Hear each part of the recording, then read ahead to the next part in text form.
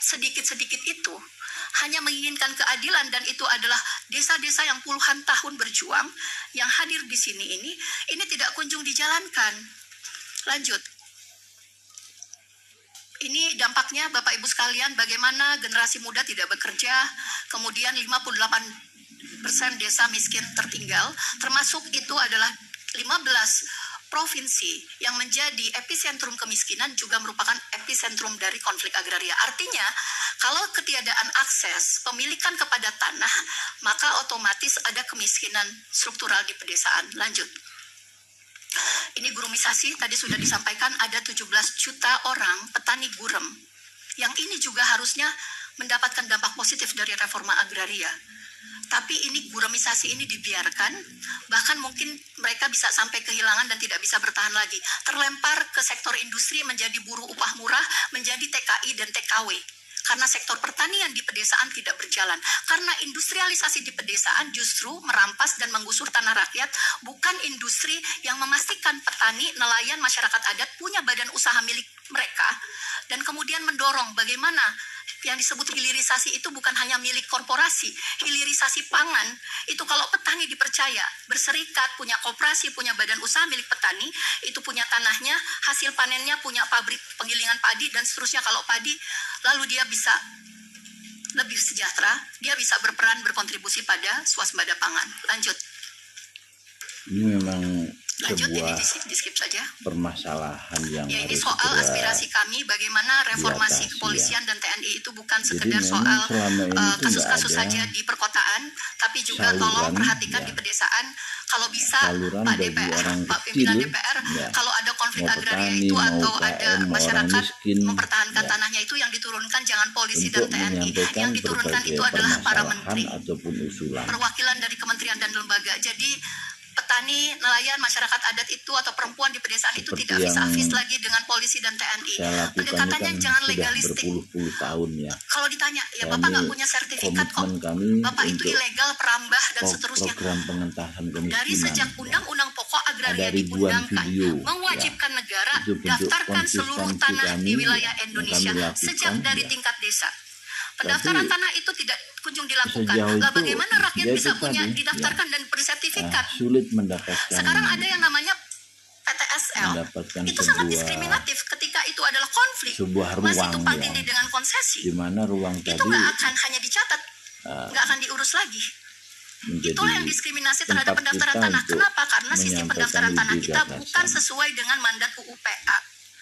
Apalagi tadi sudah ada dualisme pertanahan. Ini yang kami Bapak Raja Juli sama Pak Nusron ini harus kerjasama dengan erat. Kenapa? Karena reforma agraria itu bukan hanya tanggung jawab dari Kementerian Agraria, tanggung jawab juga Kementerian Kehutanan. Kalau target 9 juta hektar itu 4,1 juta hektarnya mandatnya di Pak Raja Juli.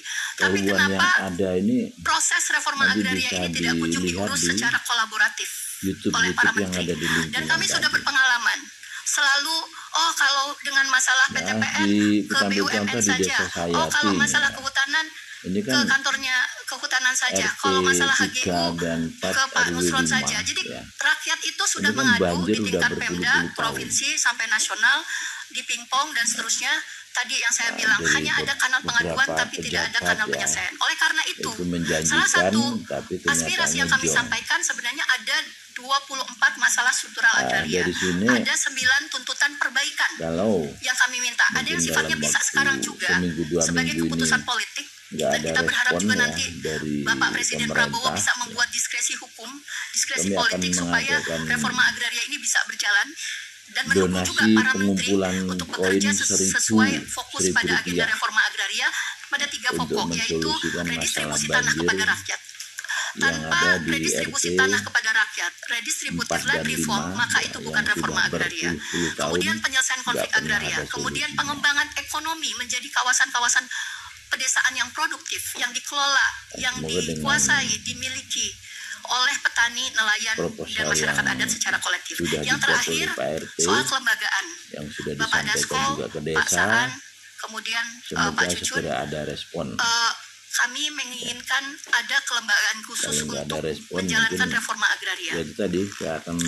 Kenapa? Karena sudah berulang kali. Dulu zaman Presiden 1.000 Ibu koin untuk Megawati, mengatasi kami banjir mengusulkan di juga KNUPKA RT 4 dan ditolak, 5 lalu diperkuat RW 05. kelembagaannya di Kementerian Agraria Tata Ruang udah Dan jadi semoga ya untuk pemerintah ini Direktorat Penanganan Sengketa, tapi itu tidak terbukti bisa karena tadi konflik agraria itu lintas sektoral, ya, ada yang berkaitan dengan kehutanan, ruang tambang dan segala macam. ide, Kemudian dan juga kita mengusulkan lagi di transisi pemerintahan SBY kepada pemerintahan Jokowi ditolak lagi, terkait dengan lalu sampai dengan sekarang. Tapi terbukti bahwa kelembagaan gugus tugas reforma agraria yang sekarang itu tidak jalan. Tadi.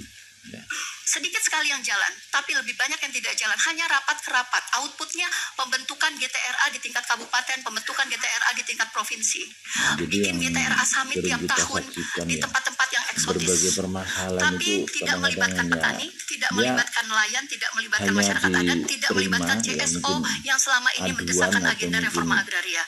Jadi kami meminta memang perlu ada kepemimpinan langsung dari Presiden, Badan Pelaksana Reforma Agraria yang langsung dipimpin dan bertanggung jawab langsung kepada Presiden untuk melaporkan kerja-kerja terkait reforma agraria. Karena kalau misalnya kembali lagi ke Kemenko Ekonomi misalnya, ada bias kepentingan. Kemenko Ekonomi pasti target pengadaan tanahnya untuk investasi skala besar, bukan untuk petani kecil, bukan untuk nelayan, bukan untuk orang yang nggak punya tanah, penggarap, buruh tani dan seterusnya.